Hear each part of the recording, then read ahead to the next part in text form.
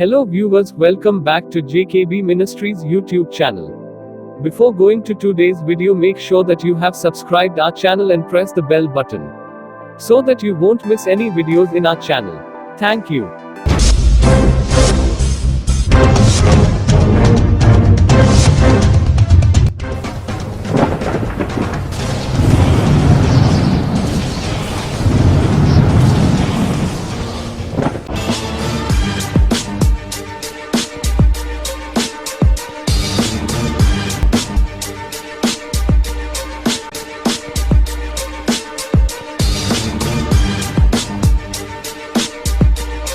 அன்பான தேவ பிள்ளைகளே, மகிமையான இயேசு கிறிஸ்துவின் ராஜரீக பெசலையில் திருச்சபை வழங்கும் விடுதலையின் நேரம் இதோ உங்களுக்காக.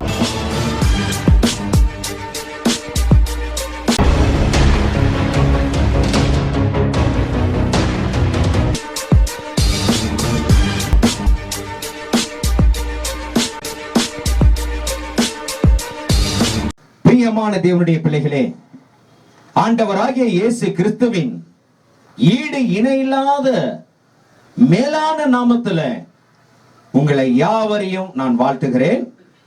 இந்த நாளிலும் கூட ஒரு அருமையான தேவ செய்தியை தேவன் தந்திருக்கிறார். அவருடைய இரக்கத்தின் பிரகாரமாக தேவ செய்தியின் தலைப்பாக பார்க்கும்போது, வெளிச்சத்தின் பிள்ளைகளாய் இருக்க நாம் என்ன செய்ய வேண்டும் என்கிறதான ஒரு நல்ல ஒரு செய்தியின் தலைப்பின் அடிப்படையிலே தேவனும் ஆட்டுக்குட்டியானவருமாய் இருக்கிற தெய்வீக சிங்காசனத்தில் இருந்து பளிங்கு போன்ற சுத்தமான நல் உபதேசம் நம் மத்தியிலே கடந்து வர தேவன் அருள் செய்திருக்கிறார். இந்த தேவ செய்தி நம்முடைய வாழ்க்கையிலே மிக முக்கியமான தேவ செய்தியாய் இருக்கிறது. நாம் பிரகாசிக்க வேண்டும். ஏனென்றால் இந்த உலகம் முழுவதுமாக காரிருள், மரண இருள், சாப இருள், பொல்லாத இருள் எல்லாம் சூழ்ந்து கொண்டிருக்கிறதான இந்த சூழ்நிலையில இந்த உலகம் ஒரு மரணத்தின் பள்ளத்தாக்கு, மரண இருளின் பள்ளத்தாக்கு. ஆகவேதான் சங்கீதக்காரன் சொல்கிறான், நான் மரண இருளின் பள்ளத்தாக்கிலே நடந்தாலும் நான் பொல்லாப்புக்கு பயப்படேன். தேவரீர் நீர் என்னோடு கூட இருக்கிறீர். தேவன் நம்மோடு கூட இருந்தால் மரண இருள் நம்ம என்ன செய்யும்? பாதாள இருள் நம்ம என்ன செய்யும்? ஆகவே இருளிலே சுடர் வீசுகிறதான பேரொளிகளாய் நம்மை ஆண்டவர் உருவாக்கி வைத்திருக்கிறார். ஹல்லேலூயா! எவ்வளவு பெரிய காரியம் பாருங்க. ஆகவே இந்த தேவ செய்தியை கருத்தோடு கூட கேட்டு முழுமையாக கேட்டு நாமும் ஒளி பெற உன்னதமான தேவன் வாருங்கள் ஒளியின் இடத்திற்கு என்று அழைக்கிறார். ஏசாயா தீர்க்க தரிசன புஸ்தகத்திலே இதோ தீர்க்கதரிசி சொல்லுகிறார், எழும்பி பிரகாசி. 61 வாசிங்க. எழும்பி பிரகாசி, இதோ ஒளி வந்தது என்று சொல்லுகிறார் தேவன். நாம் பிரகாசிக்க முன்வர வேண்டும். அப்பொழுது பேரொளியானது நம்மதிலே கடந்து வரும். வாசிங்க, எடுத்தவங்க சீக்கிரம் வாசிங்க. எழும்பி பிரகாசி, உன் ஒளி வந்தது, கர்த்தருடைய மகிமை உன்மேல் உதித்தது. பாத்தீங்களா? கர்த்தருடைய மகிமை உன்மேல் உதித்தது என்று சொல்கிறார். நீ எழும்பி பிரகாசி. உனக்குள்ளாக ஒளி இருக்கிறது, உனக்குள்ளாக இருள் அல்ல. நீ இருளையே பார்த்து கொண்டிருக்கிறாய். உன் துக்கங்கள், துயரங்கள், கஷ்டங்கள், பாடுகள் எல்லாமே எனக்கு இருளா இருக்கு, எல்லாமே இருளா இருக்கு. இது எப்படி இருக்கு தெரியுமா? உள்ளே ஒரு வெளிச்சம் தீவெட்டியாய் எரிந்து கொண்டிருக்கு, ஆனா வெளியில இருள். அந்த வெளியில இருக்கிற இருளை தான், கஷ்டத்தை தான் பார்க்கிறோம். ஆனா உங்களுக்குள்ளும் எனக்குள்ளும் ஒரு ஒளியானது இருக்கு. ஆண்டவர் அதை வச்சிருக்கிறாரு. அதை வெளியே வருவதற்கு நாம் ஓபன் பண்றது இல்ல. ஆமென். இதுதான் எல்லாருக்குள்ளும் ஒரு வெளிச்சம் இருக்கு. அத சொல்றாரு, எழும்பி பிரகாசி, இதோ ஒளி வந்தது என்று சொல்லுகிறார். பிரியமானவர்களே, இந்த வெளிச்சத்தின் பண்புகளை பார்க்கும்போது பயங்கரமானது. அது ஒரு மனிதன் தன்னுடைய வாழ்நாள் முழுவதும் தியானிச்சாலும் அது எட்டாது. அது பயங்கர ஆழமானது. ஆகவேதான் வெளிச்சத்தின் பண்புகளில ஒரு சில காரியங்களில அடக்கி நாம் பார்ப்போம் என்று சொன்னால், அந்த வெளிச்சத்தில் இருந்து 7 விதமான இதோ கிரிகைகள் வருகிறது. வெளிச்சத்தில் இருந்து 7 விதமான கிரிகைகள் வெளியே வருகிறது. அது முதலாவது பார்க்கும்போது வெளிச்சத்தில் இருந்து ஒளி அப்படின்னு சொல்லி ஒளி வருகிறது. வெளிச்சத்தில் இருந்து பேரொளி என்கிறதான பயங்கரம் பேரொளி. அந்த பேரொளியை பார்த்தா நம்ம நிக்க முடியாது, அப்படிப்பட்ட பயங்கரமான காரியம். அதுக்கப்புறம் வெளிச்சத்தில் இருந்து அக்னி வருகிறது. அந்த அக்னி இல்ல மறுபக்கம் பாத்தீங்கன்னா அது பட்சிக்கிற அக்னியாய் 4வது பாயிண்ட்ஸ்க்குள்ள வரும்.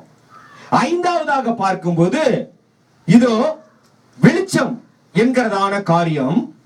அந்த வெளிச்சத்தில் இருந்து சுடரொளி புறப்படுகிறதாம். பாத்தீங்களா, 6க்குள்ள வந்துட்டோம். 7வதாக பார்க்கும்போது இவைகள் எல்லாம் கூட்டி சேர்க்கும் போது பிரகாசம் தான். இந்த அக்னிமயமான வெளிச்சத்தின் பண்புகளில் இருந்து பிரகாசம் பிரகாசம். எனவே ஒரே அக்னி தான். அந்த ஒரே அக்னியில் இருந்து 7 விதமான தன்மைகளை அது உருவாக்கி அந்த 7 விதமான தன்மைகளும் உருவெடுத்து வரும்போதுதான் பார்க்கும்போது பயங்கரமாய் தோன்றுகிறது. இவைகள் யாவும் எங்கிருந்து வந்தது என்று சொன்னால் ஒன்றான மெய் தேவனிடத்திலிருந்து வந்ததான காரியம். ஆகவேதான் தேவன் ஆதியிலே சொல்கிறார், வெளிச்சம் உண்டாக கடவது. எப்படி? தம்மிடத்தில் இருக்கிறதான வெளிச்சத்தை அப்படியே கொண்டு வந்து அதிலே ஒரு பகுதியை இதோ சூரியனுக்கும், மறுபகுதியை சந்திரனுக்கும், இன்னொரு பகுதியை வானத்திலே சுடர் வீசுகிறதான நட்சத்திரங்களுக்கும் அவர் கொடுக்கிறவராயிருந்தார். தன்னுடைய பண்புகளை கொடுத்தார். அது ஒளி வீசிக் கொண்டிருக்கிறது ஆதி முதல் கொண்டு. இப்படியாக பூமிக்கு வெளிச்சம் கொடுக்க சுடர்களை உண்டாக்குவோமாக என்று சொல்லி சுடர்களை உண்டாக்கினார். இது ஆதியாகம புஸ்தகம் 1வது அதிகாரத்திலே வாசித்து பார்த்தீர்கள் என்று சொன்னால் அங்கே இருக்கிறது. இவைகள் பிரகாசிக்கும் தன்மைகளை உடையவர்களாய் இருக்கிறபடியினாலே ஒன்றான மெய் தேவனாகிய அக்னிமயமான தேவனிடத்தில் இருந்து இவைகள் எல்லாம் பிறந்தன என்பதாகவும் பார்க்கிறோம். தேவன் மிகவும் தனித்தன்மை உடையவர், அற்புதமான தேவன். அவரை, அவருடைய குணலட்சணங்கள், அவருடைய தன்மைகளை பார்க்கும்போது அவருடைய உச்சம் தலை முதல் உள்ளம் பாத வரைக்கும் அக்னி தான், பிரகாசம் தான், பேரொளி தான். பாத்தீங்களா, பட்சிக்கிற அக்னி தான், வெளிச்சம் தான். அவரிடத்துல முழுக்க முழுக்க சுடரொளியானது இருந்து அவரை சுற்றிலும் பிரகாசம் சூழ்ந்திருக்கிறதான ஒரு காரியம்.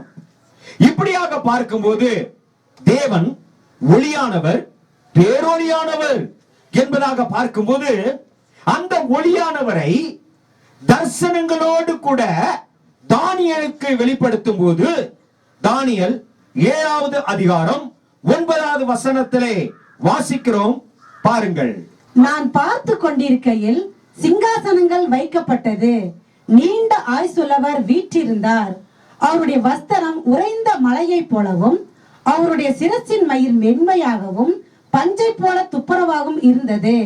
அவருடைய சிங்காசனம் அக்னி ஜுவாலையாயும் அதில் சக்கரங்கள் எரிகிற நெருப்புமாய் இருந்தது. அதை சக்கரங்கள் எரிகிற நெருப்புமாய் இருந்தது. அந்த நெருப்புக்குள்ளாக வாசம் செய்கிற தேவன் இந்த நெருப்புகளை எல்லாம் மேற்கொள்ளத்தக்கதான பேரொளியாய் இருந்தால்தான் இந்த எரிகிற சக்கரங்கள் ஒன்றும் செய்யாது. பாத்தீங்களா, அப்படின்னா எவ்வளவு அவரிடத்துல பயங்கரமான ஒரு பவர், அதாவது வெளிச்சத்தினுடைய பவர் இருக்கும். யோசனை செய்து பாருங்க. இதெல்லாம் மனுஷனுடைய சிந்தைக்கு அப்பாற்பட்டது. சாதாரணமா சூரியன் பக்கத்திலேயே எத்தனையோ அறிவியல் விஞ்ஞானம் எல்லாம் முன்னேறி இருக்கிற இந்த காலத்துல அந்த சூரியனுக்குள்ளாக பக்கத்துல நெருங்க முடியல. ஆண்டவருக்குள்ள யார் நெருங்க முடியும்? தேவாதி தேவனுக்குள்ளாக பக்கமாய் யார் வாசம் செய்ய முடியும்? பட்சிக்கிற அக்னியானவர், அவர் பட்சிக்கிற அக்னியானவர். இன்னொரு வசனம் கூட சொல்லப்படுகிறது பாருங்க. தானியேலின் புஸ்தகம் 10:6 வாசிப்போம். அவருடைய சரீரம் படிகை பச்சையை போலவும் அவருடைய முகம் மின்னலின் பிரகாசத்தை போலவும் அவருடைய கண்கள் எரிகிற தீபங்களைப் போலவும் அவருடைய புயங்களும் அவருடைய கால்களும் துளக்கப்பட்ட வெண்கல நிறத்தை போலவும் அவருடைய வார்த்தைகளின் சத்தம் ஜனக்கூட்டத்தின் ஆரவாரத்தை போலவும் இருந்தது. பாத்தீங்களா?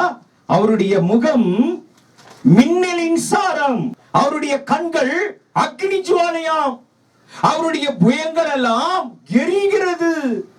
எவ்வளவு பெரிய காரியம் பாத்தீங்களா? இந்த தரிசனத்தை தானியேல் பார்க்கும்போது அவருக்கு எவ்வளவு பயங்கரமா இருக்கும். இந்த தரிசனத்தை பார்த்த உடனே தானியேல் என்ன சொன்னார் தெரியுமா? ஐயோ, நான் அதமானே, நான் செத்தே போயிட்டேயா, நான் செத்தே போயிட்டேன். ஐயோ போதும் ஆண்டவரே, இந்த தரிசனம் ஐயோ பயங்கரமா இருக்கிறது என்று சொல்லி ஆண்டவர்கிட்ட விண்ணப்பத்தையும் ஏறெடுத்தார். இன்னுமான ஒரு தரிசனம், பயங்கரமான தரிசனம் என்ன தெரியுமா? தேவனுடைய பிள்ளைகளுக்கு கிடைக்கிறது. அவங்க எழுதி வைக்கும் போது தேவனை எப்படியா எழுதி வைக்கிறாங்க தெரியுமா? 2 தெசலோனிக்கேயரின் புத்தகம் 1வது அதிகாரம் 8வது வசனத்திலே வாசித்து பாருங்களேன். கர்த்தனாகிய இயேசு தமது வல்லமையின் தூதரோடும் ஜுவாலித்து எரிகிற அக்னியோடும் வானத்திலிருந்து வெளிப்படும் போது அப்படியாகும். இது தரிசனம், பவுலுக்கு கிடைத்த தரிசனம். அந்த பவுலாகிய அப்போஸ்தலனுக்கு கிடைத்த தரிசனத்துல வருகிறதான நாளிலே தேவன் எப்படியாய் கடந்து வருவார் என்றால், பட்சிக்கிற அக்கினியாய் வருகிறார், பேரொளியாய் வருகிறார், அக்கினி மயமானவராய் வருகிறார், பிரகாசம் உள்ள தேவனாய் வருகிறார். இதோ மேகங்களோடு கூட வருகிறார். அந்த தரிசனத்தை, அன்றைக்கு நடக்கக்கூடிய தரிசனத்தை இன்றைக்கு நான் பார்த்து எழுதி வைக்கிறேன் என்று எழுதி வைத்தார். இவ்வளவு மகத்துவம் தேவனிடத்தில் இருக்கிற தனித்தன்மை, பயங்கரமான தனித்தன்மை. அது வெளிச்சம், வெளிச்சம், வெளிச்சம், பிரகாசம், பிரகாசம், பிரகாசம் தான். அப்படிப்பட்ட பிரகாசத்தின் ஒளியானவர் எப்படியா யாருமே வெல்ல முடியாம, யாருமே வெல்ல முடியாத ஒருவனை, இதோ சாகடிக்க முடியாத ஒருவனை தேவன் தமது அக்கினியினாலே சாகடிக்கிறார். அவன் யார்? அவன் எப்படிப்பட்டவன்? பழைய பாம்பாகிய மிருகம், பொல்லாத பிசாசானவனை தன்னுடைய பிரகாசத்தினாலே, அவருடைய அக்கினி தன்மையினாலே அவனை நியாயம் தீர்த்து அவனை பட்சித்து போடுகிறாராம். வாசித்து பாருங்கள், தானியேலின் புத்தகம் 7வது அதிகாரம் 11வது வசனம். இந்த அக்கினி சாத்தானை, சத்துருவானவனை, அவன் ஒளியானவன், அவனையே பட்சிக்கத்தக்கதான நியாய தீர்ப்பாய் தேவன் பரலோக ராஜ்யத்திலிருந்து வரும்போது இது நடக்கும் என்று எழுதி வைத்திருக்கிறார். அப்பொழுதே நான் பார்த்தேன், நான் பார்த்து கொண்டு இருக்கையில் அந்த கொம்பு பெருமையான பேச்சுகளை பேசினது நிமித்தம் அந்த மிருகம் கொலை செய்யப்பட்டது, அதன் உடல் அழிக்கப்பட்டு எரிகிற அக்கினிக்கு ஒப்பு கொடுக்கப்பட்டது. எரிகிற அக்கினிக்கு ஒப்பு கொடுக்கப்பட்டது. அந்த அக்கினி பரலோக அக்கினி, அந்த அக்கினி தேவ சிங்காசனத்திலிருந்து வந்த அக்கினி, அந்த அக்கினி நேசகுமாரனாய் பரலோக ராஜ்யத்திலிருந்து பிதாவின் மடியில் இருக்கிறதான செல்ல பிள்ளையாய் இருந்த அந்த தேவாதி தேவன் ஆட்டுக்குட்டியானவர் எங்கள் ஆண்டவராகிய இயேசு கிறிஸ்து, அவர் ஒளியானவராய் கடந்து வரும்போது அந்த ஒளிக்கு முன்பாக இந்த பிசாசானவன் ஒன்றும் செய்ய முடியாது. பாத்தீங்களா? சாம்பலாய் போவான். அப்படிப்பட்ட காரியம் நாளொன்று நாளிலே வரப்போகிறது என்பதாக தீர்க்கமாக எழுதி வைத்திருக்கிறார்கள். எவ்வளவு மேலான காரியம்! ஆண்டவருடைய தரிசனம், தேவனுடைய தத்துருவம், அவருடைய முக பிரகாசத்தை கண்டவன் ஒருவனாகிலும் உயிரோடு கூட இருக்க மாட்டான். மனோவா சொல்கிறான். மனோவாவின் மனைவி தரிசனம் கண்ட உடனே எங்களுக்கு ஒரு தரிசனம் வேண்டும் என்று சொன்ன உடனே, பெயர் கேட்ட உடனே, இதோ அதிசயம் என்று சொல்லி தன்னுடைய ரூபத்தை வெளிப்படுத்தி தம்முடைய சாயலை வெளிப்படுத்தின உடனே மனோவா சொன்னான் தன் மனைவியின் இடத்திலே, ஐயோ, நான் பார்த்தது தேவனுடைய ரூபம் அல்லவா, உன்னதமானவருடைய அக்னிமயமான தன்மை அல்லவா, ஐயோ நான் நிற்க மாட்டேன், ஐயோ அதமாக காரணமாகி விட்டேன், நான் சாகுவேன் என்று சொன்னானாம். பாத்தீங்களா? எப்படிப்பட்ட காரியம்! பயங்கரமான காரியம். ஆகவேதான் தேவனும் தேவனை முகமுகமாய் தரிசித்தவனாம். பாத்தீங்களா? அவன் கண்ட காட்சி பயங்கரமான காட்சி. அந்த காட்சியை பார்க்கும்போது எரிகிற அக்னி ஜுவாலை, அந்த எரிகிறதான அக்னி ஜுவாலையின் தரிசனத்தை மோசே பார்த்தாராம். அப்போஸ்தலரின் நடவடிக்கையின் புஸ்தகம் 7வது அதிகாரம் 30வது வசனத்தை வாசித்து பாருங்களேன். 40 வருஷம் சென்ற பின்பு சீனாய் மலையின் வனாந்தரத்திலே கர்த்தருடைய தூதனானவர் முச்செடி எரிகிற அக்கினி ஜுவாலையிலே அவனுக்கு தரிசனமானார். பாத்தீங்களா? அக்னி ஜுவாலையிலே தரிசனமானார். இந்த அக்னியிலே 2 தன்மை உண்டு. ஆண்டவரோடு கூட இணைகிறவங்கள இந்த அக்னி ரட்சிப்பின் அக்னியா மாத்தும். இல்ல ஆண்டவருக்கு விரோதமாய் நான் செயல்படுகிறேன் என்று சொல்லி தேவன் கிட்ட சேர்ந்தால், ஆண்டவர் கிட்ட வந்தா, நம்முடைய பட்சிக்கிற அக்னியானவர் முழுவதுமாக பட்சித்து போட்டு விட்டுருவார். பாத்தீங்களா? அவரிடத்துல இரக்கத்தின் அக்னி உண்டு. இரக்கத்தின் அக்னி என்பது எது?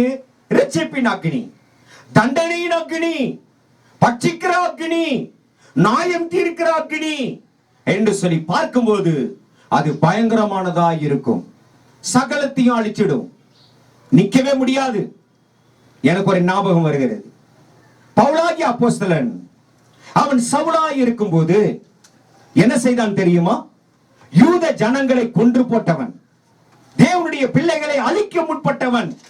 அவனை மேற்கொள்வதற்கு யாருனாலும் முடியவில்லை. அப்பொழுதுதான் ஆண்டவர் கிட்டே சேர்கிறான். தேவன் தரிசனத்தை காண்பிக்கிறார். பவுலுக்கு தேவன் தரிசனத்தை காண்பிக்கிறார். அந்த கொலை பாதகத்திலே நின்று கொண்டிருக்கிறதான பவுல் தேவனை தரிசிக்கும் போது, இனி என்னுடைய பிள்ளைகளை நீ கொலை செய்ய முடியாது, உன் கண் இருந்தால் தானே நீ கொலை செய்வாய் என்று சொல்லி கண்களை குருடாக்குகிறது பரலோக ராஜ்யத்தினுடைய ஒளியானவராகிய இயேசு கிறிஸ்து. வாசித்து பாருங்கள். அப்போஸ்தலரின் நடவடிக்கையின் புஸ்தகம் 9வது அதிகாரம் 3-4 வசனங்கள். அவன் பிரயாணமாய் போய் தமசுக்கு தமைத்த போது சடுதியிலே வானத்திலிருந்து ஒரு ஒளி அவனை சுற்றி பிரகாசித்தது. அவன் தரையிலே விழுந்தான். அப்பொழுது சவுலே, சவுலே, நீ என்னை ஏன் துன்பப்படுத்துகிறாய் என்று தன்னுடைய சொல்லுகிற ஒரு சத்தத்தை கேட்டான். ஒரு சத்தத்தை கேட்டான். பாத்தீங்களா? அந்த சத்தம் கேட்கும் போது, அந்த பேரொளி வரும்போது, இந்த பவுல் சவுலாக இருந்தபோது இவங்களுக்கு யூதர்களுக்கு ஒரு சட்டம் திட்டம் இருக்கு. யாரையுமே தெய்வம், யாரையுமே ஆண்டவன் சொல்ல முடியாது, சொல்லவும் கூடாது. ஆனா இயேசு கிறிஸ்துவை ஆண்டவர் என்று சொல்லுகிறதான இந்த கூட்டத்தாரை நான் அழிப்பேன் என்று சொல்லி நின்று கொண்டிருக்கிறார். அப்படி நிக்கிற வேளையில இந்த தரிசனத்தை கண்ட உடனே ஐயோ ஆண்டவரே என்று சொல்லிவிட்டாராம். பாத்தீங்களா? அறியாமலேயே ஐயோ தேவன் பயங்கரமானவர், ஆண்டவரே அப்படின்னு சொல்லிட்டாராம். வார்த்தை பாருங்க எப்படி வருதுன்னு. அப்போஸ்தலர் நடவடிக்கையின் புஸ்தகம் 9:5 வாசியுங்கள். அதற்கு அவன், ஆண்டவரே நீர் யார் என்றான். ஆண்டவரே நீர் யார்? பாத்தீங்களா? என்ன பவுல் சொல்றாரு? ஆண்டவரே நீர் யார்? பிரமாணம் சொல்லுகிறதே, எந்த மனிதனையும் உலகத்துல யாரையுமே ஆண்டவன் சொல்லக்கூடாது. ஆனா அதே எழுதி கொடுத்த ஆண்டவர் ஒளியாய் அவனிடத்துல கடந்து வரும்போது அவனை அறியாமலேயே ஐயோ இந்த தரிசனத்தை பார்த்தேனே, ஐயோ ஆண்டவரே நீர் யார்? அப்பொழுது நான் ஆண்டவர் சொன்னேன், நீ துன்பப்படுத்துகிறதான இயேசு நான், நீ துன்பப்படுத்துகிறதான இதோ தேவன் நான், முள்ளில் உதைக்கிறது கடினமாம் ஜாக்கிரதை என்று சொன்னாராம் தேவன். அப்போஸ்தலர் 9:9 வாசித்து பாருங்கள். அடுத்த நிலையிலே அவனுடைய கண்கள் குருடாகி போகிறதை பார்க்கிறோம். அவன் 3 நாள் பார்வை இல்லாதவனாய் புசியாமலும் குடியாமலும் இருந்தான். பாத்தீங்களா? ஆண்டவருக்கு விரோதமாய் இன்றைக்கு நாம் செயல்பட்டு தேவ சமூகத்திலே நாம் நிற்போம் என்று சொன்னால் நம்முடைய கண்கள் குருடாக்கப்படும். இல்லைனா தேவனுக்கும் சபைக்கும் சங்கத்திற்கும் நாம் பிரயோஜனம் உள்ளவர்களாக இருக்கிறோம் என்றால் இந்த பட்சிக்கிற அக்னி ரட்சிக்கிற அக்னியாய் மாறினபடியினாலே தான் நாம் இன்றைக்கு ஆண்டவருடைய சமூகத்திலே நின்று கொண்டிருக்கிறோம். பிரியமானவர்களே, இது ஒரு ரகசியம். இன்னொரு காரியம், ஆண்டவர் மிகுந்த கோபத்தோடு கூட பட்சிக்கிறவராய் வந்ததான வேலை எந்த வேலை தெரியுமா? நாதாப் அபியூ என்கிறதான அவர்களுடைய வாழ்க்கையிலே இவங்க 2 பேரும் பாத்தீங்கன்னா ஆலயத்திற்கு மிகவும் பிரயோஜனமானவங்க தான். இவங்க 2 பேரும் பாத்தீங்கன்னா இதோ ஆசாரியர்கள். ஆசாரிய காரியம் தேவாலயத்திலே ஒவ்வொருவருக்கும் ஒரு வேலை. இவங்களுக்கு என்ன வேலை? நாதாப் அபியூ அப்படின்னா தூப கலசத்துல நெருப்பை மூட்டி அந்த நெருப்புக்குள்ளாக தூப கலசத்துல தூப வர்க்கமிட்டு எல்லா மரண வாசனையும் ஆலயத்துக்குள்ள இருக்க கூடாதுன்னு சொல்லி தூபம் இடுகிற வேலை தான் இந்த நாதாப் அபியூக்கு. இவங்க என்ன செஞ்சாங்கன்னு கேட்டீங்கன்னா, சுயமா இருளிலிருந்து வருகிறதான உலக அக்னியை, ஆண்டவர் கட்டளையிடாத உலக அக்னியை தூப வர்க்கத்துக்குள்ளாக போட்டு கொண்டு வந்தார்கள். இது கர்த்தருடைய கண்களுக்கு கோபமாய் தென்பட்டு ஆண்டவர் பரலோக ராஜ்யத்திலிருந்து வேகமாய் அக்னியாய் வந்தார். வாசித்து பாருங்களே, லேவியர் 10:1. பின்பு ஆரோனின் குமாரராகிய நாதாபும் அபியூவும் தன் தூப கலசத்தை எடுத்து அவைகளில் அக்கினியையும் அதன் மேல் தூப வர்க்கத்தையும் போட்டு கர்த்தர் தங்களுக்கு கட்டளையிடாத அந்நிய அக்கினியை அவருடைய சந்நிதியில் கொண்டு வந்தார்கள். அவருடைய சந்நிதியில் கொண்டு வந்தார்கள். கொண்டு வந்த அந்த ஸ்பாட்ல, அந்த நேரத்துல இது தவறு நடக்கிறது. இந்த இடத்துல பொல்லாப்பு வந்து விட்டது, அந்நிய அக்னி என்னுடைய ஆலயத்திலே வந்து விட்டது என்று சொல்லி பரிதவித்து தேவன் பட்சிக்கிற அக்னியாய் பரலோக ராஜ்யத்திலிருந்து ஆட்டுக்குட்டியானுடைய சிங்காசனத்திலிருந்து அந்த ஆலயத்திலே வரும்போது இவர்கள் அதமாக்கப்பட்டார்கள். வேதம் வாசித்து பாருங்கள், லேவியராகமம் 10வது அதிகாரம் 2-3 வசனங்கள். அப்பொழுது அக்கினி கர்த்தருடைய சந்நிதியிலிருந்து புறப்பட்டு அவர்களை பட்சித்தது. அவர்கள் கர்த்தருடைய சந்நிதியில் செத்தார்கள். அப்பொழுது மோசே ஆரோனை நோக்கி, என்னிடத்தில் சேர்வர்களால் நான் பரிசுத்த பண்ணப்பட்டு சகல ஜனங்களுக்கு முன்பாக நான் மகிமைப்படுவேன் என்று கர்த்தர் சொன்னது இதுதான் என்றான். ஆரோன் பேசாமல் இருந்தான். ஆரோன் பேசாமல் இருந்தான். ஆரோனுடைய பிள்ளைங்க தான் நாதாப் அபியூ. அவர்கள் பேசாமல், தகப்பனே பேசாமல் நின்னுட்டான். ஐயோ ஆண்டவரே, ஏன் என்ன பிள்ளைங்களை அடிச்சீங்க, ஏன் என்ன பிள்ளைங்களை சாக வச்சீங்கன்னு ஒரு வார்த்தை கேட்டுக்கலாம் தானே? இல்ல, கேட்கல. ஆரோன் சத்தியத்துக்கு கீழ்ப்படிந்து பேசாம மௌனமாய் இருந்தான். தன் பிள்ளைகள் செத்து போனார்கள், தேவனுக்கு இறையானார்கள். பிரியமானவர்களே, இதனுடைய ஆவிக்குரிய அர்த்தம் என்ன தெரியுமா? நாமும் கூட ஆலயத்துக்கு வருகிறோம், ஜெபிக்கிறவங்களா காணப்படுறோம், பிரேயர் பண்றவங்களா காணப்படுறோம். பிரேயர் அப்படின்றது தான் தூப கலசம். ஏனென்றால் இன்னொரு பகுதியில தேவதூதர்கள் ஒவ்வொருவருடைய ஜெப விண்ணப்பங்களையும் தூப கலசத்திலே கொண்டு போய் பரலோக ராஜ்யத்திலே கொண்டு போய் செலுத்துகிறார்கள் என்று பார்க்கிறோம். ஆகவே இன்னைக்கு என்னுடைய ஜெபம் எப்படி இருக்கு? என்னுடைய ஜெபத்திலே சுயம் இருக்கிறதா? என்னுடைய ஜெபத்தில இதோ உலக அக்னியோடு கூட இணைந்ததான சுயம் என்கிறதான காரியம் இருக்கிறதா? இந்த நாதாப் அபியூ சுயமாய் செயல்பட்டார்கள். சுயமான வார்த்தைகள், உலகத்துக்குரிய வார்த்தைகள், ஜெபத்திலே அலப்பி அலப்பி அலப்பி நீண்ட நேரம் ஜெபம் செய்து இவ்விதமாக அளப்பலாய் கர்த்தருடைய சித்தத்திற்கு விரோதமான ஜெபங்கள் எங்கே இருக்கிறதோ அது அந்நிய அக்னிக்குள்ளாக இருக்கிறது போல. பாத்தீங்களா? அதை தேவன் ஏற்றுக்கொள்வாரா? பிரியமானவர்களே, யோசனை செய்ய வேண்டும், யோசனை செய்ய வேண்டும். ஜெபம் செய்யும் போது ஒவ்வொரு வார்த்தையும் கூட நாம் கருத்தூன்றி ஜெபிக்க வேண்டும். ஆண்டவருடைய சித்தத்திற்கு உகந்து ஜெபிக்க வேண்டும், சித்தம் அறிந்து ஜெபிக்க வேண்டும். பாத்தீங்களா? இது இப்படி இருந்தாதான் அந்நிய அக்னி உள்ளுக்கு நுழையாது. அதோடு மாத்திரமல்ல, நாமும் ஒளி உள்ளவர்களாய் இருக்க வேண்டும் என்றால் சில காரியங்கள் நாமும் செய்யணும். அதுதான் இன்றைக்கு தேவ செய்தியினுடைய காரியங்களுக்கு முடிவுக்குள்ளாக நாம் கடந்து வருகிறோம். வெளிச்சத்தின் பிள்ளைகளாய் நாம் இருக்க நாம் என்ன செய்ய வேண்டும்? நாம் ஒளிக்குரியவர்களாய் மாற வேண்டும். பாருங்க, ஒரு ஒளி இருக்குன்னு சொன்னா அந்த ஒளியோடு கூட இன்னொரு ஒளி சேர்ந்துச்சுன்னா ஒன்னும் பாதிப்பு இல்லை. ஆனா அந்த ஒளி வேற, ஒளியின் தன்மைகளுக்கு டெட் ஆப்போசிட் என்று சொல்லுவாங்க. வைக்கோலோ புல்லோ மரமோ இருந்தா வெந்து போய்விடும். அப்படிப்பட்டவர்களாய் நாம் இருக்க வேண்டும். அப்படிப்பட்டவர்களாய் நாம் இருக்க கூடாது என்று வேதம் சொல்லுகிறது. பிரியமானவர்களே, ஆகவே கர்த்தரின் வேதத்தில் பிரியமாய் இருந்து இரவும் பகலும் தியானமாய் இருக்கும்போது அவருடைய வெளிச்சம், அவருடைய ஆசீர்வாதம் எப்படி வருகிறது தெரியுமா? ஒளி உள்ளவர்களாய் மாற்றுவதற்கு ஏதுவான சத்துவம். சங்கீதம் 119:35 வசனம். உம்முடைய கற்பனைகளின் பாதையில் என்னை நடத்தும். உம்முடைய கற்பனையின் பாதையில் என்னை நடத்தும். நான் அதில் பிரியமாய் இருக்கிறேன். நான் அதிலே பிரியமாய் இருக்கிறேன். பாத்தீங்களா? தேவனுடைய கற்பனையின் பாதையிலே நடத்தும் போது, ஏனென்றால் கற்பனை என்பது விளக்காய் இருக்கிறது, வெளிச்சமாய் இருக்கிறது. அது நம்முடைய சரீரத்தினுடைய தீங்கான பாவங்களை எல்லாம் என்னன்னா அகற்றி விட்டு ஒளிக்குரியவர்களாய் மாற்றுவதற்கு ஏதுவான சத்துவம். ஆகவேதான் கர்த்தாவே, உம்முடைய வேதம் என்னுடைய பாதைக்கும், என்னுடைய வாழ்வுக்கும், என்னுடைய எல்லா விதமான காரியங்களுக்கும் வெளிச்சமும் தீபமுமாய் இருக்கும் ஆண்டவரே என்று சொல்லப்படுகிறது. எவ்வளவு பெரிய காரியம் பாத்தீங்களா?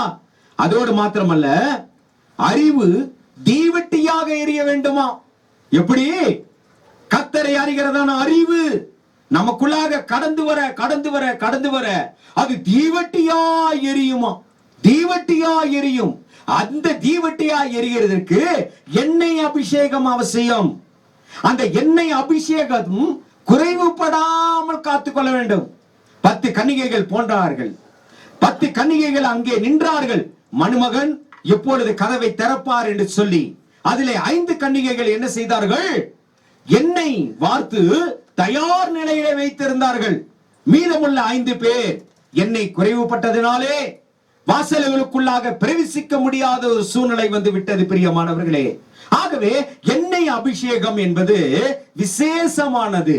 அந்த எண்ணெய் அபிஷேகம் குறைவுபடாமல் காத்துக்கொள்ள வேண்டும் நம்முடைய வாழ்க்கையில.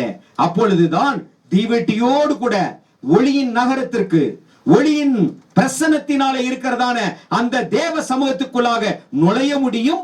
ஒளி உள்ளவர்களாய். ஒளி உள்ளவன் எவனும் அங்கே பிரவேசிப்பான், ஒளி இல்லாதவன் எவனும் அங்கே நிராகரிக்கப்படுவான் என்று எழுதப்பட்டிருக்கிறது. பாத்தீங்களா? தீவெட்டியாக அறிவு எரிய வேண்டும். அதே போல இன்னொரு காரியம் சொல்லப்படுகிறது, அக்கினி அபிஷேகம் என்று சொன்ன எழுதுங்களா? அந்த அக்கினி அபிஷேகத்தின் கிரிகை இந்த பூமியில என்னவா நிலைநாட்டி எல்லா பாவங்களையும் சுட்டரிக்கத்தக்கதான கிரிகை செய்ய வேண்டும். இதுதான் லூக்கா 12:35 வாசித்து பாருங்களேன். உங்கள் அறைகள் கட்டப்பட்டதாகவும் உங்கள் விளக்குகள் எரிகிறதாகவும் தங்கள் எஜமான் கல்யாணத்திலிருந்து வந்து தட்டும் போது உடனே அவருக்கு திறக்கும்படி எப்பொழுது வருவார் என்று காத்திருக்கிற மனுஷனுக்கு ஒப்பாகவும் இருங்கள். எப்பொழுது வருவார் என்று காத்திருக்கிறதான மனுஷனுக்கு ஒப்பாயிருங்கள். என்ன அர்த்தம்? நாம் எல்லா வெளிச்சத்தின் பிள்ளைகளா இருக்கணும், ஒளி உள்ளவர்களா இருக்கணும். ஆச்சுங்களா?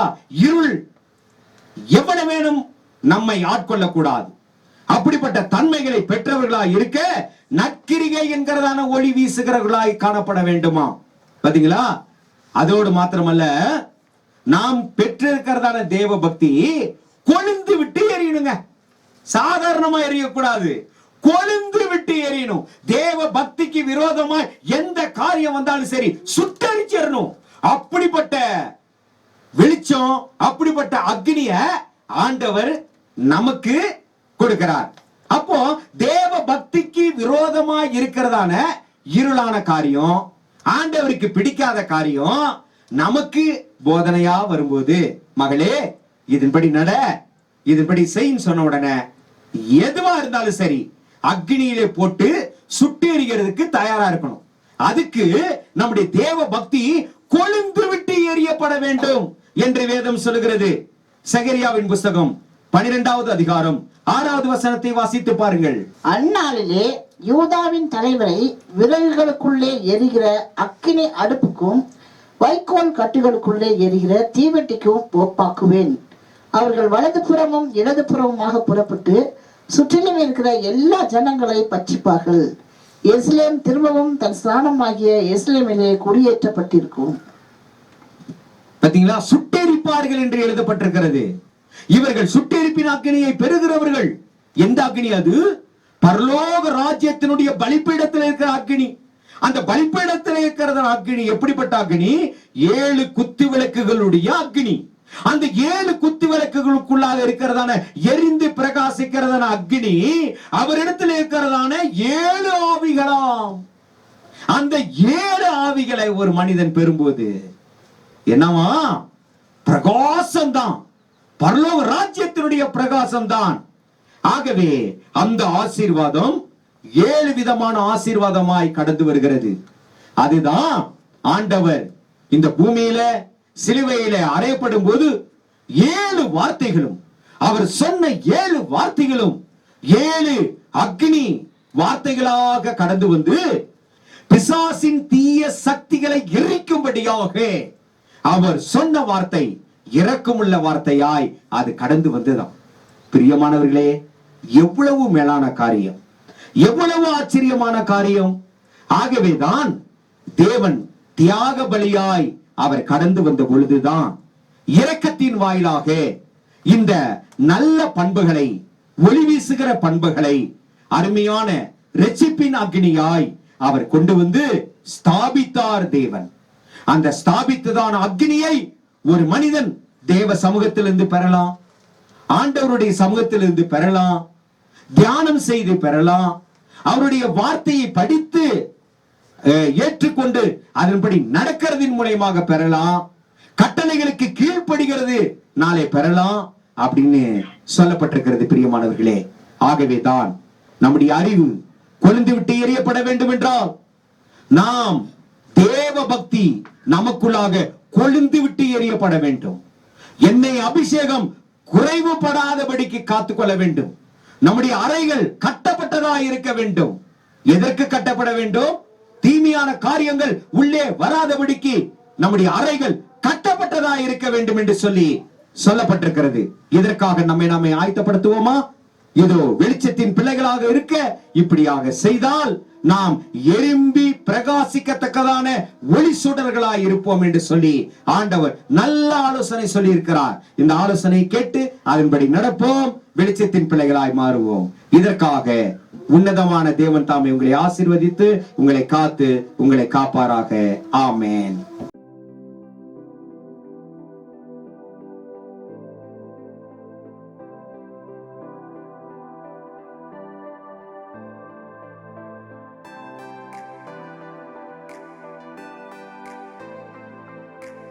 பிரியமான தேவ பிள்ளைகளே, இப்பொழுது கேட்டதான விடுதலையின் நற்செய்தி உங்களுக்கு அதிக பிரயோஜனமாக இருந்தது என விசுவாசிக்கிறோம்.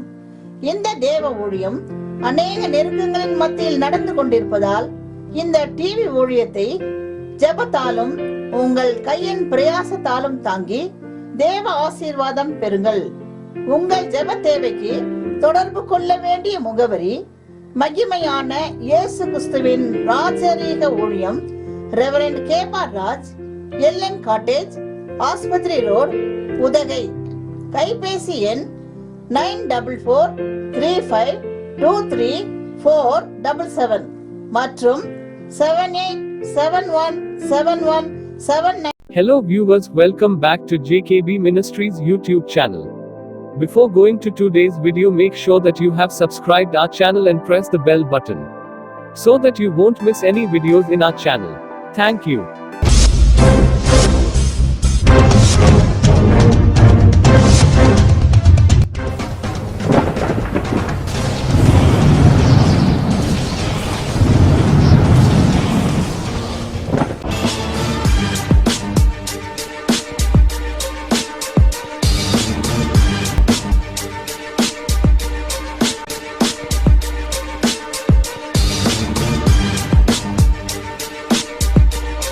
அன்பான தேவ பிள்ளைகளே, மகிமையான இயேசு கிறிஸ்துவின் ராஜரீக பெசலையில் திருச்சபை வழங்கும் விடுதலையின் நேரம் இதோ உங்களுக்காக.